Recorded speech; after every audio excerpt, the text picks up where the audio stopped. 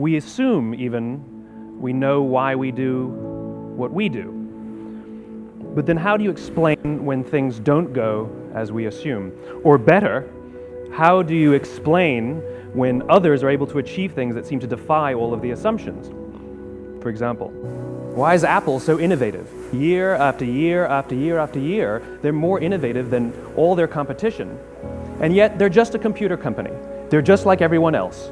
They have the same access to the same talent, the same agencies, the same consultants, the same media. Then why is it that they seem to have something different? Why is it that Martin Luther King led the civil rights movement? He wasn't the only man who suffered in a pre-civil rights America, and he certainly wasn't the only great orator of the day. Why him? And why is it that the Wright brothers were able to figure out controlled powered manned flight when there were certainly other teams who were better qualified, better funded, and they didn't achieve powered manned flight, and the Wright brothers beat them to it? There's something else at play here. About 3.5 years ago, I made a discovery, and this discovery profoundly changed my view on how I thought the world worked, and it even profoundly changed the way in which I operate in it.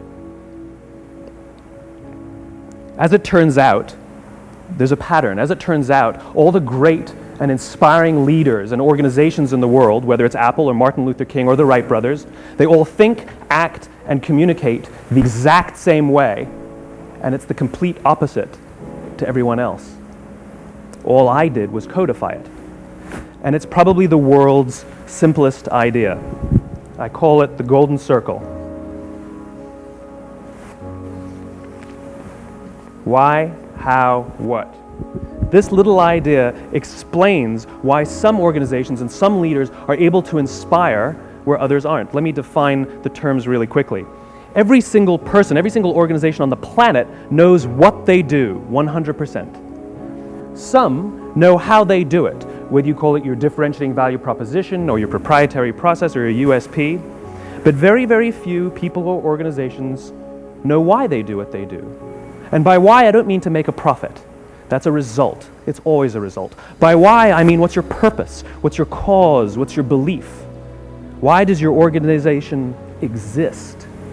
Well, as a result, the way we think, the way we act, the way we communicate is from the outside in. It's obvious. We go from the clearest thing to the fuzziest thing. But the inspired leaders and the inspired organizations, regardless of their size, regardless of their industry, all think, act, and communicate from the inside out. Let me give you an example. I use Apple because they're easy to understand and everybody gets it. If Apple were like everyone else, a marketing message from them might sound like this. We make great computers. They're beautifully designed, simple to use, and user-friendly. Want to buy one? Meh. And that's how most of us communicate. That's how most marketing is done, that's how most sales is done, and that's how most of us communicate interpersonally. We say what we do, we say how we're different or how we're better, and we expect some sort of behavior, a purchase, a vote, something like that. Here's our new law firm. We have the best lawyers with the biggest clients. We have, we always perform for our clients, do business with us. Here's our new car. It gets great gas mileage. It has, leather seats. Buy our car. But it's uninspiring. Here's how Apple actually communicates. Everything we do, we believe in challenging the status quo. We believe in thinking differently. The way we challenge the status quo is by making our products beautifully designed, simple to use, and user-friendly. We just happen to make great computers. Want to buy one? Totally different, right? You ready to buy a computer from me? All I did was reverse the order of the information. People don't buy what you do, people buy why you do it. People don't buy what you do, they buy why you do it. This explains why every single person in this room is perfectly comfortable buying a computer from Apple. But we're also perfectly comfortable buying an MP3 player from Apple, or a phone from Apple, or a DVR from Apple. But as I said before, Apple's just a computer company. There's nothing that distinguishes them structurally from any of their competitors. Their competitors are all equally qualified to make all of these products. In fact, they tried. A few years ago, Gateway came out with flat screen TVs. They're eminently qualified to make flat screen TVs. They've been making flat screen monitors for years. Nobody bought one. I mean, even Now, you ask people, why did your product or why did your company fail? And people always give you the same permutation of the same three things. Undercapitalized, the wrong people, bad market conditions. It's always the same three things. So let's explore that. Samuel Pierpont Langley was given $50,000 by the War Department to figure out this flying machine. Money was no problem. He held a seat at Harvard and worked at the Smithsonian and was extremely well connected. He knew all the big minds of the day. He hired the best minds money could find, and the market conditions were fantastic. The New York Times followed him around everywhere, and everyone was rooting for Langley. And how come we've never heard of Samuel Pierpont Langley? A few hundred miles away in Dayton, Ohio, Orville and Wilbur Wright. They had none of what we consider to be the recipe for success. They had no money. They paid for their dream with the proceeds from their bicycle shop. Not a single person on the Wright brothers' team had a college education, not even Orville or Wilbur. And the New York Times followed them around nowhere. The difference was Orville and Wilbur were driven by a cause, by a purpose, by a belief. They believed that if they could figure out this flying machine, it'll change the course of the world. Samuel Pierpont Langley was different. He wanted to be rich and he wanted to be famous. He was in pursuit of the result. He was in pursuit of the riches. And lo and behold, look what happened. The people who believed in the Wright brothers' dream worked with them with blood and sweat and tears. The others just worked for the paycheck. And they tell stories of how every time the Wright brothers went out, they would have to take 5 sets of parts because that's how many times they would crash before they came in for supper. And eventually on December 17th, 1903, the Wright brothers took flight. And no one was there to even experience it. We found out about it a few days later.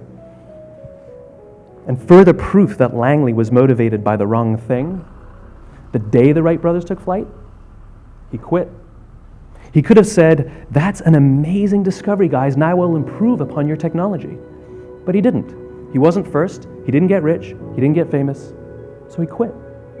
People don't buy what you do, they buy why you do it. And if you talk about what you believe, you will attract those who believe what you believe. Well, why is it important to attract those who believe what you believe? The reason that person bought the iPhone in the first 6 hours, or stood in line for 6 hours, was because of what they believed about the world and how they wanted everybody to see them. They were first. People don't buy what you do, they buy why you do it. In the summer of 1963, 250,000 people showed up on the Mall in Washington to hear Dr. King speak. They sent out no invitations, and there was no website to check the date. How do you do that? Well, Dr. King wasn't the only man in America who was a great orator. He wasn't the only man in America who suffered in a pre-civil rights America. In fact, some of his ideas were bad, but he had a gift. He didn't go around telling people what needed to change in America. He went around and told people what he believed. I believe, I believe, I believe, he told people. And people who believed what he believed took his cause and they made it their own, and they told people. And some of those people created structures to get the word out to even more people. And lo and behold, 250,000 people showed up on the right day, on the right time to hear him speak. How many of them showed up for him? 0. They showed up for themselves. It's what they believed about America that got them to travel on a bus for 8 hours to stand in the sun in Washington in the middle of August. It's what they believed, and it wasn't about black versus white. 25% of the audience was white. Dr. King believed that there are 2 types of laws in this world, those that are made by a higher authority and those that are made by man. And not until all the laws that are made by man are consistent with the laws that are made by the higher authority will we live in a just world.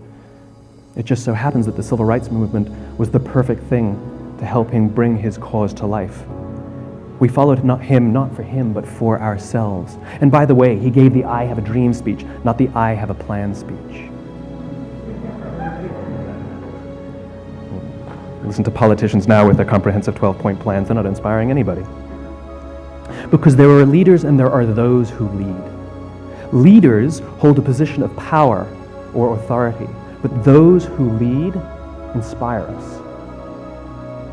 whether they're individuals or organizations, we follow those who lead not because we have to, but because we want to. We follow those who lead not for them, but for ourselves. And it's those who start with why that have the ability to inspire those around them or find others who inspire them.